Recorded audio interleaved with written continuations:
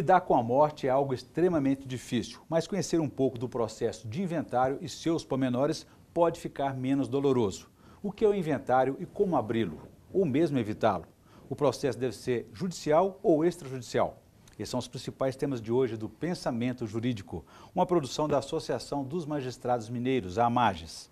Para falar sobre o assunto, nós vamos conversar com o juiz auxiliar da presidência do Tribunal de Justiça de Minas Gerais, Antônio Carlos Parreira. Ele é magistrado há 20 anos e já passou por duas comarcas, Capelinha e Varginha, onde está há 13 anos. Hoje ele está há 4 meses como juiz auxiliar da presidência do Tribunal de Justiça de Minas Gerais e é também vice-presidente do interior da Associação dos Magistrados Mineiros. Doutor Parreira, obrigado pela presença. É um prazer recebê-lo aqui novamente no Pensamento Jurídico. Obrigado, Orion. É um prazer estar aqui. Nós é que agradecemos. Teremos ainda os quadros Pensamento Universitário, em que estudantes da Faculdade de Direito, hoje da Dom Helder Câmara, me ajudarão a entrevistá-lo. E no terceiro bloco, só fará indicações de leitura para os nossos telespectadores no quadro Pensamento Literário. Okay. Mas, iniciando o nosso tema de hoje, é sobre a questão da herança, do inventário. O que vem a ser exatamente o inventário e a sua função nesse processo? O inventário é um procedimento que pode ser judicial ou por escritura pública, em que se apuram os bens da pessoa falecida, liquidam as suas obrigações e transmitem o que nós chamamos de herança líquida, que é a sobra, para os herdeiros. Não é fácil lidar com essa situação, até porque é aquele momento doloroso de perda, Exato. De luto da família. Mas não há como evitar essa providência, quando existem os bens entre os herdeiros, não é isso? Sim, não tem como evitar. De fato, a lei até estabelece um prazo de 60 dias, 2 meses, para dar início a esse procedimento de inventário, que, como eu disse, pode ser judicial ou por escritura pública. Agora, se esse prazo não for cumprido, o que acontece? Bom, com os bens, por exemplo, também, né? Não, com os bens não acontece nada. O que ocorre depende da legislação estadual, né?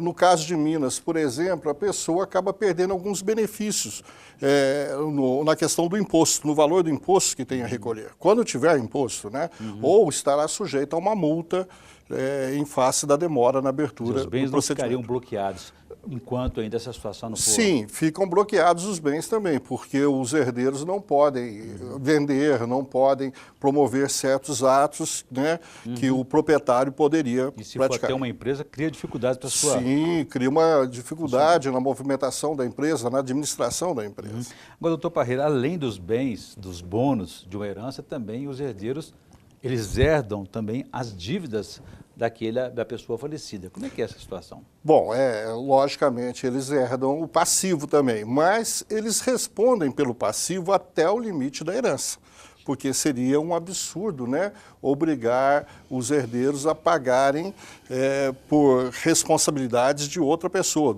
ou do ascendente, no caso, da pessoa inventariada, Então, até o limite da herança, eles respondem pelas obrigações. Doutor Parreira, as pessoas têm que tomar alguma providência, os herdeiros no caso, para evitar que esses bens sejam bloqueados em função de uma dívida que seja até maior do que a herança?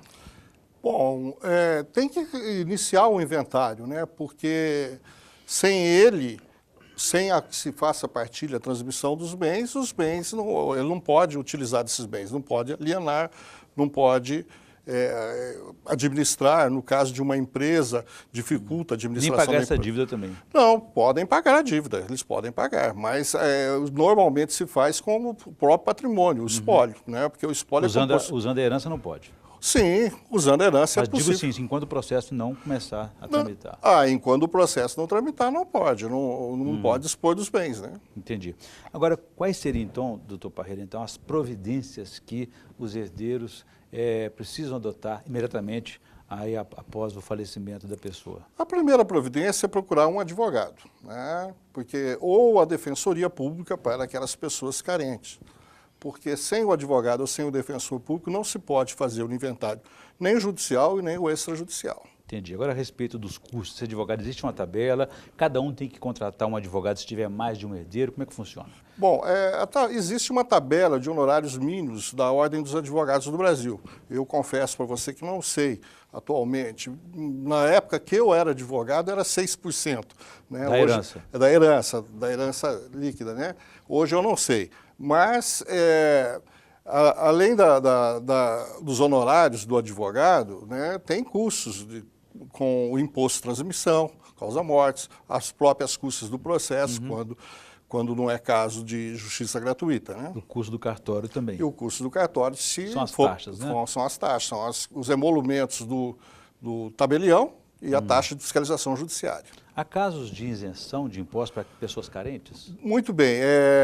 O provimento, a lei prevê a possibilidade da escritura de inventário e mesmo processo de inventário serem isentos de custas. Né? Na realidade, custas diz respeito aos processos de inventário. Quando são escrituras, são emolumentos. Há previsão, sim.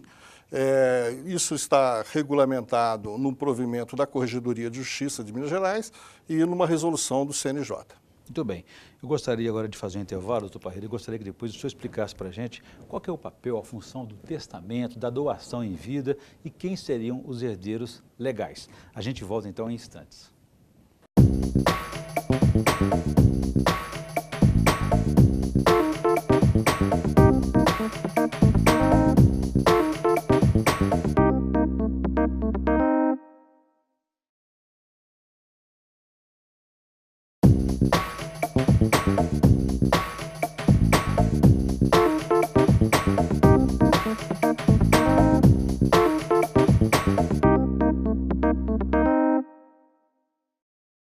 Estamos de volta com o Pensamento Jurídico, uma produção da Mages. Participe de nosso programa pelo e-mail pensamento@mages.com.br.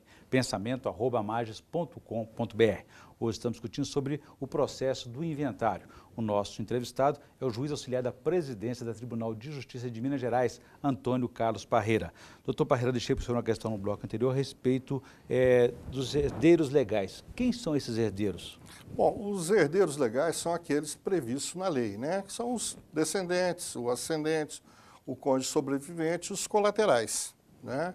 Esses são os herdeiros legais. E não havendo herdeiros, o que acontece com os bens do falecido? Bom, se não houver herdeiros legais nem testamentários, os bens, a herança é considerada vacante e esses bens vão para o município ou para o Distrito Federal ou para a União, conforme os bens estejam situados em municípios, Distrito Federal ou em territórios federais. Muito bem, a gente sabe que é uma situação que sempre gera muitos conflitos entre familiares a respeito dessa distribuição, dessa partilha dos bens. O que a pessoa pode fazer em vida para minimizar esses problemas? Ela pode antecipar essa partilha fazendo uma chamada doação-partilha, doando os bens, né? Reservando, normalmente deve-se reservar o usufruto vitalício dos bens doados. O que significa isso?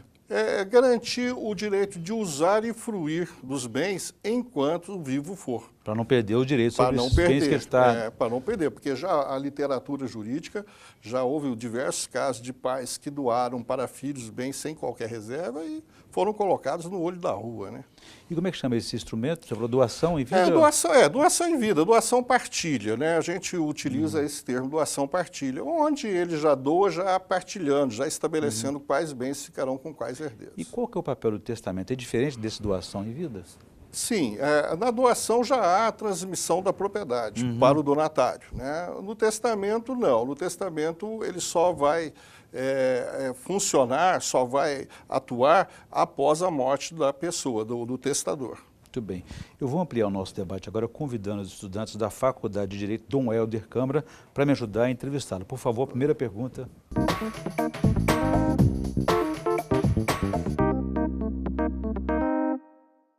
Como é possível fazer um inventário extrajudicial sem pagamentos de custas? Obrigado pela pergunta, Thaís. Bom, é necessário, como eu disse já no começo, que se procure um advogado que se disponha a fazer o serviço ou a Defensoria Pública, né? Inicialmente é isso, porque não tem como, sem um advogado, sem um defensor público, realizar o inventário. Procurar um cartório em seguida, né? E no cartório será feita uma declaração que não tem condições de pagar os emolumentos do cartório e a taxa de fiscalização judiciária. Pode o cartório, o tabelião, entender que essa declaração é falsa e até recusar a fazer, mas o procedimento é esse. Pode o herdeiro menor, representado ou assistido, e os cessionários do herdeiro ou legatário serem nomeados inventariante? Thaisa, no Código de Processo Civil atual há essa previsão legal, né, que o representante legal do menor e o cessionário do legatário ou do herdeiro possam ser nomeados inventariantes. Não havia no Código de Processo anterior, de 1973, essa previsão, mas na prática os juízes acabavam por nomear, até porque na falta de qualquer daquelas pessoas previstas no Código, poderia o juiz nomear pessoa estranha. Para iniciar o inventário, há alguma incumbência da parte em verificar a existência de testamento em cartório?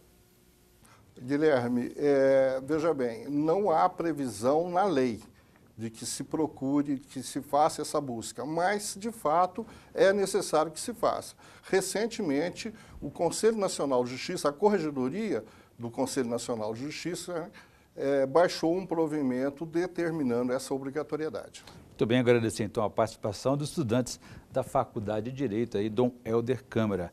Pegando a carona na pergunta da Thaís aí, doutor Parreira, a respeito de menores, havendo filhos menores nesse processo, o processo de inventário não pode ser extrajudicial? Não, o procedimento nesse caso não pode ser extrajudicial. Existindo testamento ou herdeiro menor ou incapaz, obrigatoriamente o inventário tem que ser judicial. O senhor falou sobre testamento há pouco aqui. Nesse caso, a pessoa pode destinar todos os seus bens em vida ainda?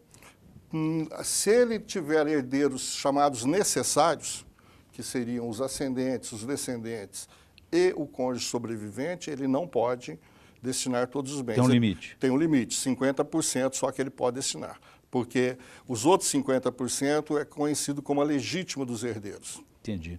Doutor Parreira, se o falecido tiver, por exemplo, se casado 2 vezes, tem 2 famílias, como é que fica essa partilha dos bens? Os filhos do atual casamento têm prioridade sobre os do casamento anterior, serem mais novos? Como é que Não, é a prioridade? Os filhos, a Constituição igualou os filhos, né? Não há, todos os filhos têm direitos iguais, né? Então todos os filhos vão receber uma cota igual. Muito bem. Depois de, então, contratado o advogado, definido o cartório, verificado se há ou não esse testamento, doação em vida, qual que é a providência seguinte? Bom, comparecendo ao cartório, né, entregando toda a documentação, o advogado pode ou minutar uma escritura do inventário ou o próprio tabelionato vai lavrar a escritura, né? Mas tem que recolher os impostos, né, no caso, porque, veja bem, pode acontecer de um inventário ser gratuito, né, em cartório ou judicial, mas o imposto de transmissão não. O imposto ter que recolher, não se enquadrar na faixa de isenção dos impostos. E esse imposto pode ser, por exemplo, no processo judicial e no extrajudicial, ele pode ser parcelado, por exemplo? No processo judicial ele pode ser parcelado. No lavrando em cartório não, porque a legislação exige que todas as escrituras, para serem lavradas, o imposto esteja previamente recolhido. E esse imposto ele é calculado sobre o valor do bem? A época atualizada, como é que funciona esse cálculo? O cálculo deve ocorrer, né, sobre o valor da época do falecimento do inventariado. Mas, obviamente, se demora para se proceder à abertura do inventário, então ele vai levar em conta o valor atual dos bens. Vão ser avaliados os valores atualizados dos bens, né? Só que tem um detalhe, o imposto incide apenas sobre a meação do inventariado. Então, se a pessoa, por exemplo, é casada sob o regime de comunhão de bens, né, e ela vem a falecer, só sobre a metade desse patrimônio é que incide o imposto. A outra metade é a meação do cônjuge sobrevivente. E esses impostos, como o senhor disse, varia de estado para estado? Sim, o imposto é estadual, então as alíquotas, né, variam de estado para estado. Tem estado que, salvo engano, que cobra até 8%. Muito bem. Doutor Parreira, eu vou fazer um novo intervalo. Gostaria depois que o senhor avaliasse sobre a conveniência de o processo ser judicial ou extrajudicial, porque sabemos que no processo judicial ele é mais demorado, talvez seja até mais barato. E avaliar para a gente as duas situações, extra e judicial. A gente volta em instantes.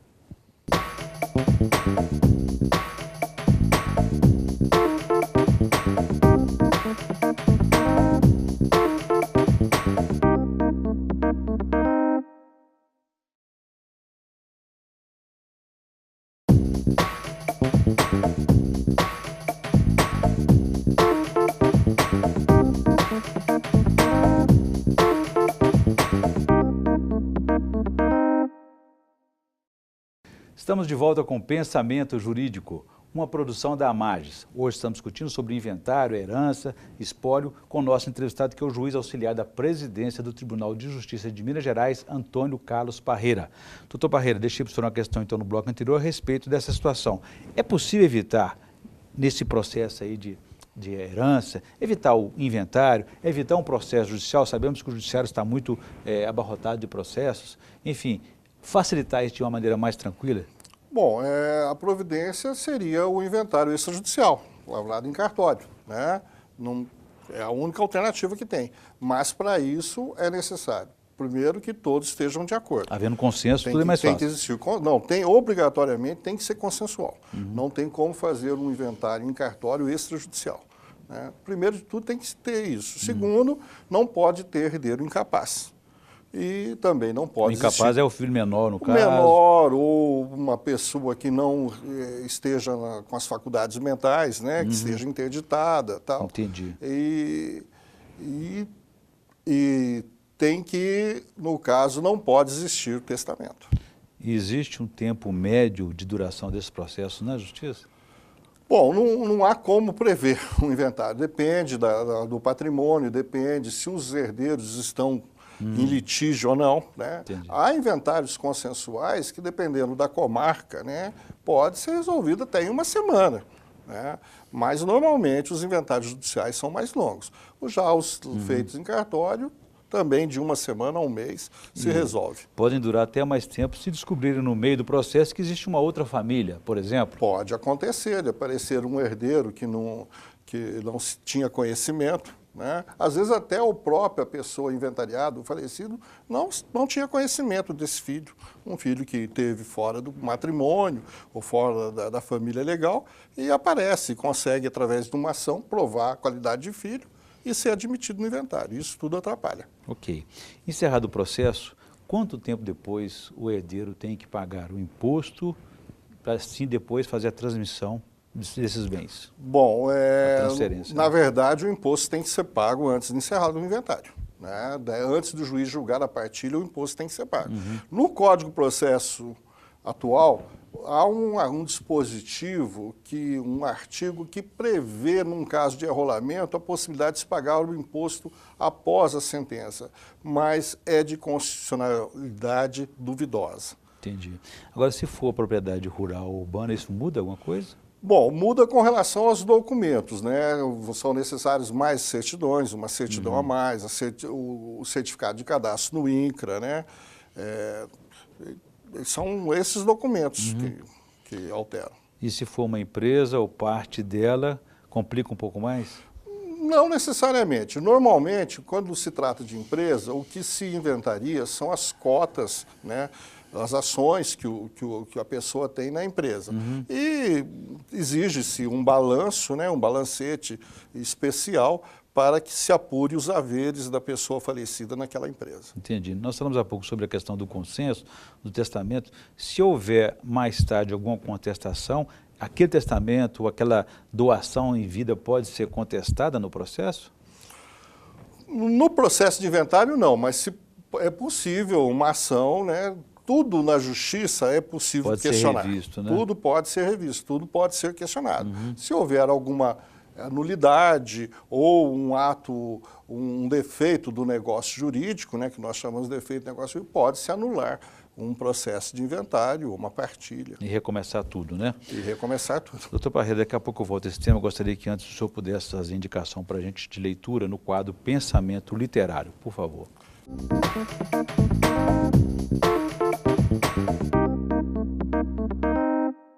Bom, eu indico esse livro aqui, Verdades e Mentiras, Ética e Democracia.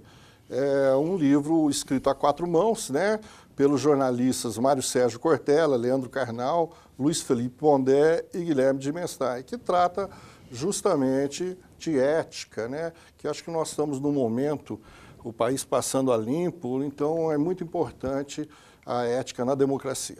Muito bem, boa indicação. Como o senhor mesmo disse, um momento exige essa reflexão, né? Doutor Parreira, a questão do imposto de renda, como é que fica essa questão do imposto de renda para a herança recebida? Veja bem, após encerrado o inventário, os herdeiros têm que fazer a declaração, né? Há uma declaração do espólio, é feita essa declaração. E pode ocorrer do herdeiro ter um ganho de capital, né? Porque os bens foram adquiridos pelo decujus, né, pelo falecido, inventariado, por um determinado valor, e dependendo do tempo que se passou e do valor atual do imóvel, pode haver um ganho de capital, onde o herdeiro terá que recolher o imposto de renda sobre ele. Muito bem. Mudando um pouco de assunto, doutor Parreira, aproveitando a presença do senhor aqui, discutir um pouco essa nova missão que o senhor está assumindo no Tribunal de Justiça de Minas Gerais, com a nova gestão. Qual é que é a expectativa e já esses 4 meses de trabalho, o que o senhor tem a dizer? Bom, é uma experiência nova, né? Uma parte administrativa que eu nunca tinha participado, a não ser aquela administração que a gente faz na comarca como diretor do foro, né? Mas hoje é uma administração macro, né? Se cuida de todo o pessoal, de todos os magistrados, de todos os prédios, né? do Poder Judiciário Mineiro. É muito interessante. E num período difícil, num período de crise econômica, financeira, onde nós seremos obrigados a fazer mais com menos. E o que eu tenho notado, que eu percebi nessa atual administração, é que há uma preocupação com a gestão que não deve se limitar apenas à administração do tribunal, mas que cada juiz tem que assimilar essa experiência de gestão nas suas próprias comarcas. Exatamente. Isso é fundamental. O tribunal tem se profissionalizado, né? Com o passar dos tempos, né? Os presidentes hoje são bem mais preparados, podemos dizer assim, não que os anteriores não fossem, mas hoje eles têm essa visão de gestão realmente e também estão transmitindo isso para os juízes em suas respectivas comarcas. Porque na formação do juiz, em toda a sua preparação, não existe essa preocupação, não havia essa preocupação com a gestão, apenas com a atividade judicial. Né? Sim, a preocupação era única e exclusiva com a atividade jurisdicional, não se falava, não se pensava em gestão, em administração. Muito bem, eu conversei aqui com o juiz Antônio Carlos Parreira, que é juiz auxiliar da presidência do Tribunal de Justiça de Minas Gerais para esse próximo biênio aí. E falamos aí sobre herança, inventário e espólio. Doutor Parreira, obrigado pela entrevista, foi um prazer recebê-lo aqui novamente. Eu que agradeço, Oriol, muito obrigado. O prazer foi nosso. Ficamos por aqui. Se você quiser participar, escreva para pensamento@amages.com.br. Obrigado e até a próxima.